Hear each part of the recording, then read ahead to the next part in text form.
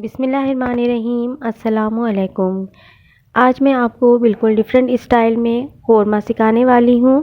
Boneless से बनाएंगे आज हम बहुत ही मज़े का, बिल्कुल डिफरेंट स्टाइल में। आज हम इसमें दही शामिल करेंगे, तो रेसिपी को फुल वॉच कीजिएगा और देखिएगा कि मैंने आज क़ोरमा किस तरीके से तैयार किया है। कुछ टिप एंड ट्रिक्स भी दूंगी जो आपके लिए बहुत मुफीद साबित होंगे।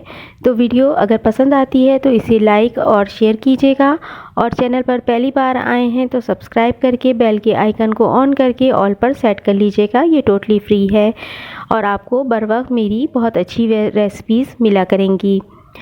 तो बिस्मिल्लाहिर्रहमानिर्रहीम करके हम आज की रेसिपी का आगाज़ करते हैं। यहाँ पर हाफ़ कप ऑयल जो है वो गर्म होने मैंने रख दिया था, तो गर्म हो गया है। तो इसके साथ यहाँ पर खड़े मसाले डालेंगे, ज़ीरा, शाज़ीरा, और इसके साथ मैं बादियान डालूँगी और कलौंजी डालूँगी जो सुन्नत नबी सल्लल्लाहु अलैहि वसल्लम है, और साथ में दालचीनी डालूँगी और एक बड़ी इलायची, लौंग, छोटी इलायची और काली मिर्च के चंद दाने, ये सब इसके अंदर चले जाएंगे और इनको चटकने देंगे। और चटकने के साथ ही यहाँ पर मैं तेज़ पत्ता डालूँगी, अगर बड़ा होगा तो इस तरीके से तोड़ के डाल देंगे। और इसके साथ ही यहाँ पर प्याज डालूँगी मैं, ये 4 से 5 मेरी दरमियानी प्याज थी जिनको मैंने स्लाइस कट काटा है, थोड़ा मोटा मोटा रफली काटा है, बिल्कुल बारीक स्लाइस नहीं किए हैं। तो बस हमने रफली ही इस प्याज को काटना है और 1 से 2 मिनट जो है हमने ज़रा सा इसको फ्राई कर लेना है ताकि प्याज का थोड़ा सा रंग जो है वो बदल जाए। तो बस जल्दी से हम इसका रंग जो है वो बदलते हैं और फिर आपको आगे इसका बताते हैं कि क्या तरीक़ेकार से ये क़ोरमा तैयार होगा। तो यहाँ पर मेरा अदरक लहसुन जो है वो फ्रीज़र का था, तो यहाँ पर मैंने 2 टेबल स्पून जो है वो अदरक लहसुन शामिल किया है, और यहाँ पर मैंने बोनलेस जो मीट था मेरा वो मैंने यहाँ पर शामिल कर दिया है। ये हाफ़ केजी है मेरा। तो इस तरीके से हमने अच्छी तरीके इसको 5 मिनट जो है वो भुनाई कर लेनी है ताकि मीट जो है वो हमारा अच्छी तरीके से फ्राई हो जाए। इससे जो है वो स्मेल जो है वो मीट के अंदर की ख़त्म हो जाती है और बहुत अच्छा जो है वो फ्लेवर डेवलप हो जाता है। तो बस यहाँ पर ये फ्राई हो गया था, तो इसको आप देख सकते हैं। इसके बाद हम यहाँ पर मसाले डालेंगे। तो यहाँ पर कश्मीरी लाल मिर्च हाफ़ टी स्पून, धनिया कुटा हुआ मैं इस्तेमाल कर रही हूँ 1 टेबल स्पून, और हल्दी हाफ़ टी स्पून, लाल मिर्च जो है वो 1 टीस्पून डाली है, और नमक भी यहाँ पर मैंने 1 टीस्पून डाला है। सब चीज़ों को शामिल करने के बाद अच्छी तरीके से हमने भुनाई कर लेनी है। भुनाई भी आप 2 से 3 मिनट बहुत अच्छी कीजिएगा, जब तक कि ये ड्राई बिल्कुल ना हो जाए तब तक हमने जो है अच्छी तरीके से इसकी भुनाई कर लेनी है।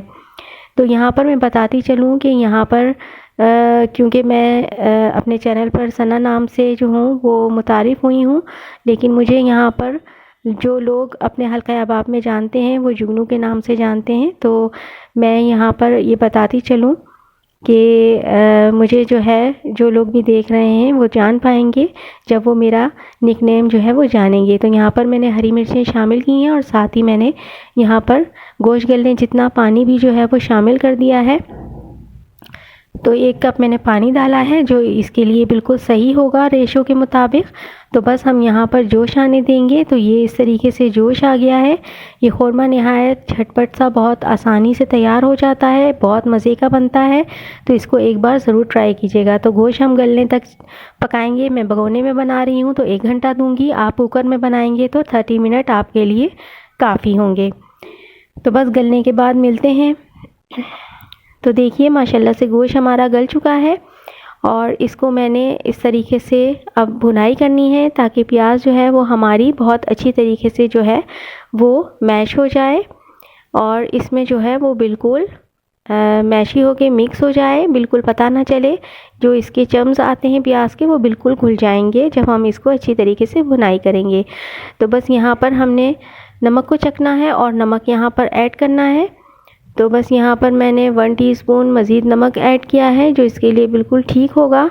तो बस यहाँ पर अच्छी तरीके से मिक्स करने के बाद हम इसके अंदर मज़ीद चीज़ें शामिल करेंगे। तो यहाँ पर मैंने पानी को ऐड किया है, और यहाँ पर मैंने हाफ़ कप पानी जो है वो यहाँ पर डाला है। मुझे इतना जो है वो बस थोड़ा सा ज़्यादा शोरबे वाला नहीं चाहिए था क़ोरमा, तो बस मैंने ये इतना डाला है। अब ये पक जाएगा तो ये बिल्कुल परफेक्ट तैयार हो जाएगा। तो बस यहाँ पर अब हम दही का इस्तेमाल करेंगे।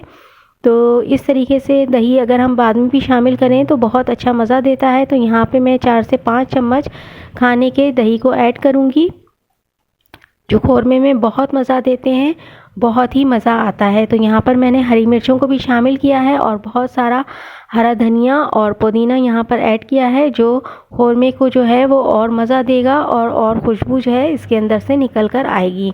तो बस आप इसको मैं करीब से दिखा रही हूँ, आप देख सकते हैं ये किस तरीके से लग रहा है। तो परफेक्ट तरीके से ये इस वक्त तैयार हो गया है माशाल्लाह से। तो बस अब इसको जो है हमने 5 मिनट का दम लगाना है और इसके बाद मैं आपको डिश आउट करके दिखाती हूँ। तो देखिए माशाल्लाह से क़ोरमा आपके सामने है, मैंने इसको जो है वो निकाल दिया है। आप इसको जो है वो नान और सादे चावलों के साथ एंजॉय कर सकते हैं। तो एक बार इसको ज़रूर बनाइएगा। बस टिप एंड ट्रिक्स ये है इसके अंदर कि आपने बिल्कुल मेरे ही बनाए हुए तरीके से इसको फॉलो करना है। इंशाल्लाह आपका भी बहुत अच्छा और परफेक्ट बनेगा। और इसको बनाइएगा और मुझे बताइएगा कि ये कैसा बना है, इसका फ़ीडबैक मुझे ज़रूर दीजिएगा। और वीडियो अगर पसंद आई हो तो इसको लाइक कीजिएगा और आगे शेयर कीजिएगा।